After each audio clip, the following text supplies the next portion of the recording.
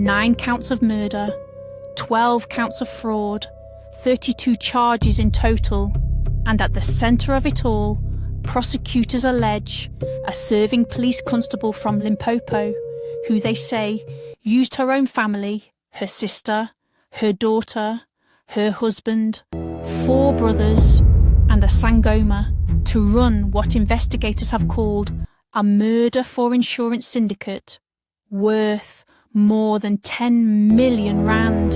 Her name is Rachel Kutumela, and the question that runs underneath this entire case, the one no charge sheet can answer, is this: how does a person allegedly kill 9 people over 11 years while wearing a police uniform and no one stops it?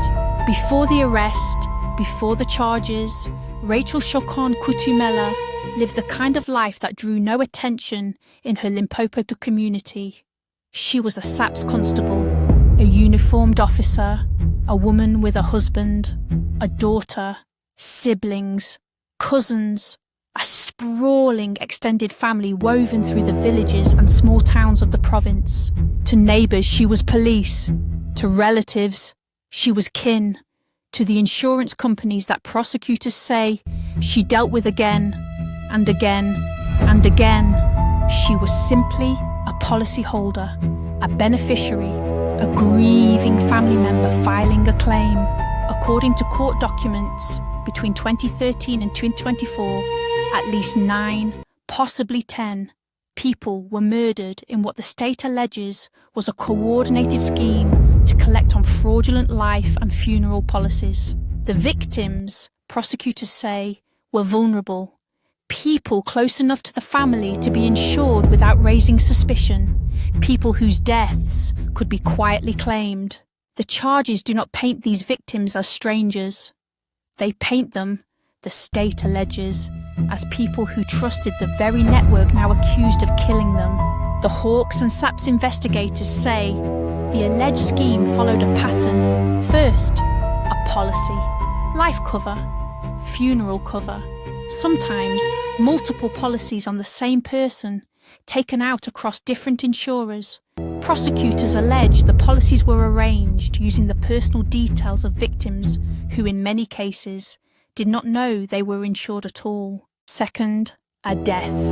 Police allege the deaths were engineered to appear natural, accidental, or unrelated to the family.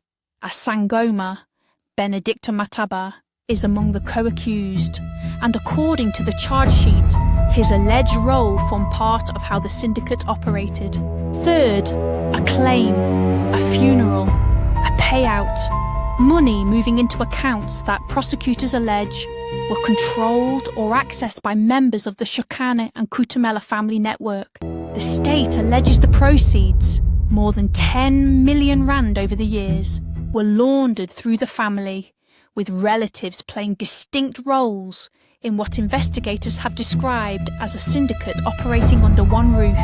The co-accused, as named in court documents, include Anna Shokane, her sister, Flora Shokane Kutumela, her daughter, David Kutumela, her husband, Benedicto Mataba Agamo, the sangoma, Damaris Salepe, a cousin, Martha Ruitas, a sister-in-law, and 4 brothers, according to investigators.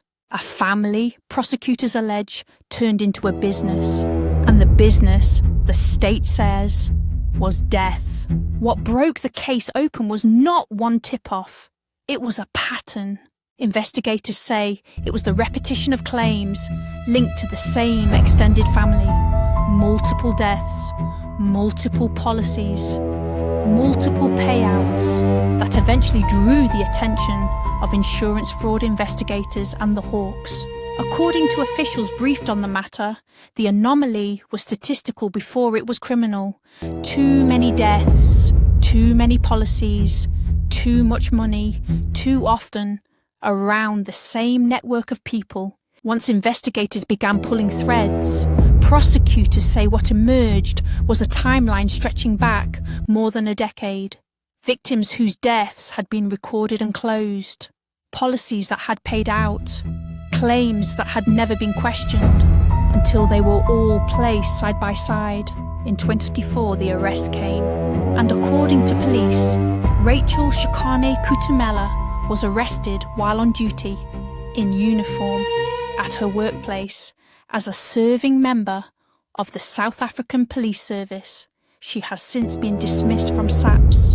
The image is one prosecutors have not let the court forget. An officer of the law, taken into custody by her own colleagues, accused of orchestrating murders that the state alleges spanned her entire policing career. The charges laid against her, according to court documents, are extensive. 32 counts in total, 9 counts of murder, 12 counts of fraud, counts of money laundering, counts of defeating the ends of justice. Under South African law, if convicted on multiple counts of premeditated murder, the accused faces the possibility of life imprisonment on each count. The fraud and money laundering counts carry their own substantial sentences under the Prevention of Organised Crime Act. The cumulative sentencing exposure, if the state proves its case, is among the most severe a court can impose. The case is ongoing. The accused and her co-accused have appeared in the Limpopo courts, where the matter has been postponed on multiple occasions as the state continues to consolidate evidence and, according to recent reports, widen the net. In March 2026, Times Live reported that police were continuing to investigate additional suspects and additional deaths potentially linked to the alleged syndicate, meaning the charge sheet, already containing 32 counts, may yet grow. Prosecutors have opposed bail. The defence, according to court appearances, has indicated the accused will contest the charges. No plea has been entered on the central counts at the time of the most recent proceedings. What comes next is a long road. The state must present forensic evidence, financial records, insurance documentation, exhumation findings where applicable, and witness testimony tying each alleged murder to each alleged policy and each alleged payout. Legal observers have noted that cases of this scale, multiple murders, multiple co-accused, more than a decade of alleged conduct, typically take years to reach verdict. And through all of it, the families of the deceased wait. Because this case is not only about one accused officer, it is about 9 people, possibly 10, whose deaths, prosecutors allege, were recorded as ordinary at the time, buried, mourned, claimed, and then forgotten by the systems meant to notice.